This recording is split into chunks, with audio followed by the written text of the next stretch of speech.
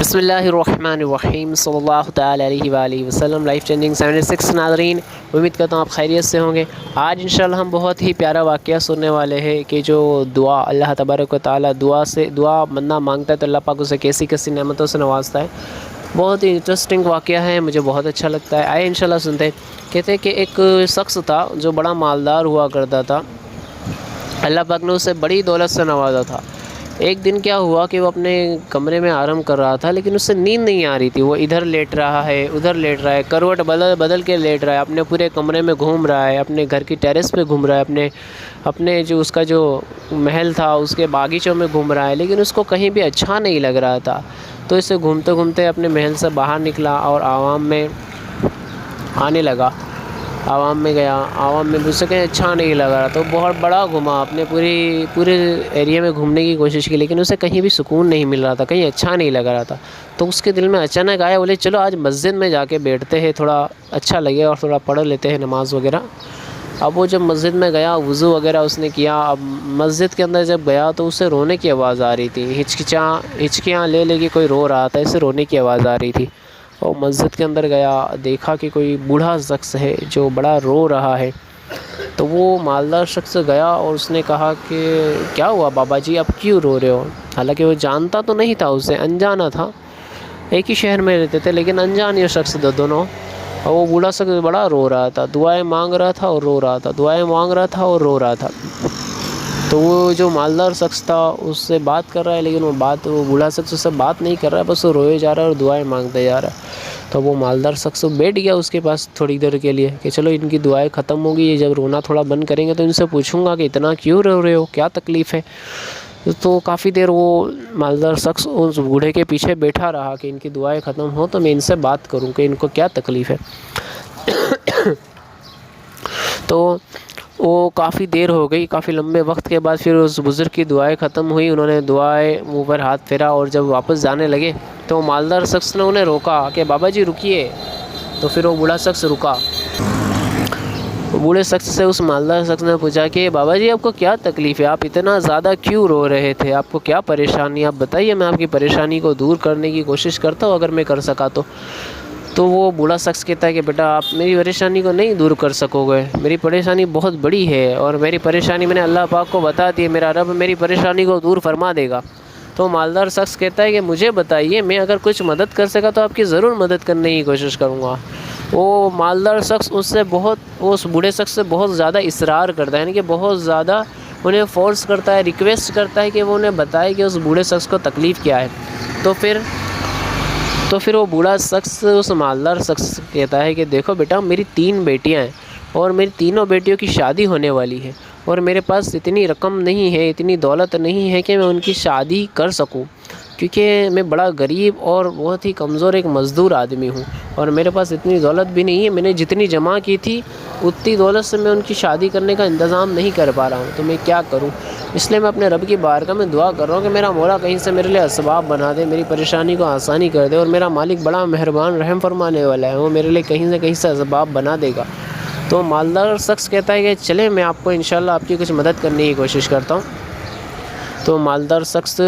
اس بزرگ کو اپنے ساتھ لے جاتا ہے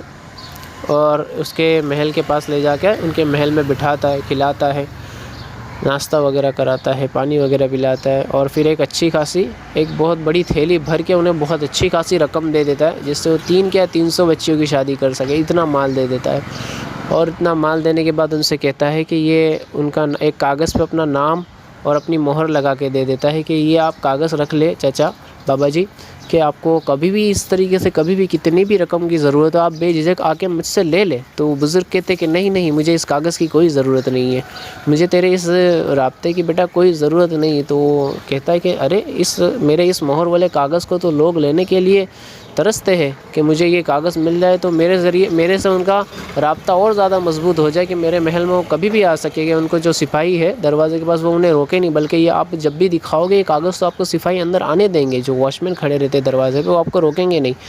یہ میرا مہر والا کاغذ دکھا دیں گے۔ تو وہ بابا جی کہتے کہ نہیں بیٹا مجھے اس کی کوئی ضرورت نہیں، کیونکہ دیکھیں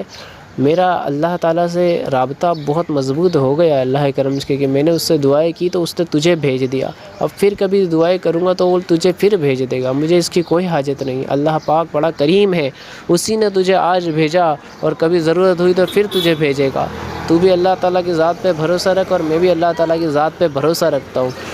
تو وہ مالدار شخص بڑا خوش ہوتا ہے اور اپنے سارے جو بھی ان کے نوکر چاکر اور جو سپاہی ہوتے ہیں سب کو بلا کے کہتا ہے کہ ان بابا جی کو دھیان سے دیکھ لے، یہ کبھی بھی ہمارے محل میں آنے کے لیے آئے تو ان کو کوئی نہ روکے، انہیں ہمیشہ آنے کی اجازت ہے ہمارے محل میں۔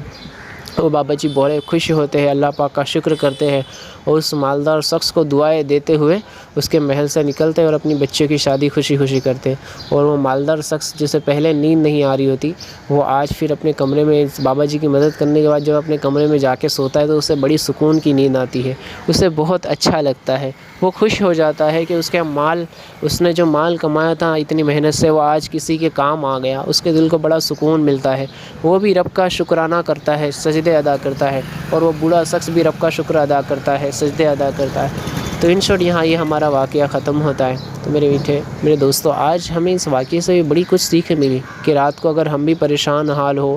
اگر تو سوچے کہ ہمیں بھی کسی نہ کسی کی مدد کے لیے مقرر کیا گیا ہوگا، لیکن وہ ہمیں پتہ نہیں، اگر ہم اس طریقے سے عوام میں گھومنے کے لیے نہیں نکل سکتے تو کم سے کم 2 رکعت نفل نماز پڑھ کے رات کو کبھی بھی آنکھ کھلے آپ کی تو کم سے کم 2 رکعت نفل پڑھ کے اللہ تعالیٰ کی بارگاہ میں دعائیں کر دے کہ مولا میں باہر تو نہیں جا سکتا اس وقت، مولا جو پریشان ہیں ان کی پریشانیوں کا آسانیوں میں تبدیل فرما دے، یا پھر جو ہے ان سے میرا رابطہ کروا دے کہ میں ان کی مدد کر سکوں۔ اس طریقے سے رب کی بارگاہ میں دعائیں کرنے کی کوشش کریں۔ ہر حال میں اگر آپ کو اللہ تعالیٰ نے مال کی دولت سے نوازا ہے تو اپنے مال کے ذریعے بھی اس طریقے سے کسی کی خدمت کرنے کی کوشش کریں اور رب کی بارگاہ میں دعائیں خوب کرنے کی کوشش کریں، کیونکہ آج ہم دعائیں بہت کم کرتے ہیں۔ اللہ پاک ہمیں کثرت سے دعائیں کرنے والا بنا دے اور اللہ پاک ہم سے راضی ہو جائے، کیونکہ دیکھیے دعائیں بہت ضروری ہے۔ ہم جس سے جتنا زیادہ باتیں کرتے ہیں اس سے ہمارا کنیکشن اور زیادہ مضبوط ہو جاتا ہے، ہمارا اس سے رابطہ اور بھی زیادہ مضبوط ہو جاتا ہے نا۔ تو اسی طرح بندے کو چاہیے کہ اپنے رب سے زیادہ باتیں کرے، اور رب سے باتیں کرنے کا ذریعہ ایک ہی ہے دعائیں، کہ بندہ جب دعائیں مانگتا ہے تو گویا وہ اللہ تعالیٰ سے باتیں کر رہا ہوتا ہے۔ تو کوشش کرے، اللہ پاک کی بارگاہ میں دعا ہے کہ اللہ پاک ہمیں اس واقعے سے اور بھی اس واقعے کا بار بار سنیں، آپ کو اس میں سے بہت کچھ سیکھنے کا موقع ملے گا۔ تو امید کرتا ہوں آپ کو اچھا لگا ہوگا۔ دعا خیر میں یاد رکھیے، ضرور اگر کچھ سمجھ میں نہیں آیا ہو تو کمنٹ کریں، پسند آیا تو لائک کریں اور زیادہ سے زیادہ شیئر کرنے کی کوشش کریں۔ دعا خیر میں یاد رکھیں۔ اللہ پاک کی بارگاہ میں دعا ہے کہ اللہ پاک